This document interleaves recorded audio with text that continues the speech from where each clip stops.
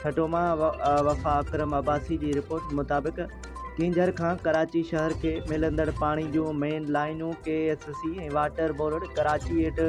ढाबे G pump station जी गॾियल corruption लूटमार ऐं नाअहली सबबि अक्सर टुटण ऐं फाटण सबबि हिक तरफ़ कराची जे लखें माण्हुनि खे पाणीअ जी रसद न थियण करे पाणीअ जो शदीद बहरान ऐं खोट पैदा थियण सां गॾु ढाबे जी पंप हाउस जे इर्द गिर्द क़ाइम गरीब आवाम जा कच्चा घर ऐं झूपड़ियूं पाणी हेठि अचण सबबि अक्सर खेनि तकलीफ़ुनि ऐं परेशानियुनि खे मुंहुं ॾियणो पवे थो। त ॿिए पासे ढाबे जी पंप हाउस वटां KSC पारां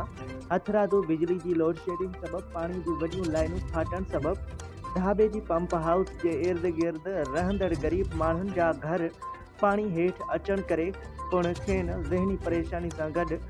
माली नुक़सान पिणु कयो वियो आहे। इन करे सिविल सोसाइटी गवर्नर सिंध खां मुतालबो कंदे उन्हनि चयो आहे त कराची वाटर बोर्ड ऐं KSC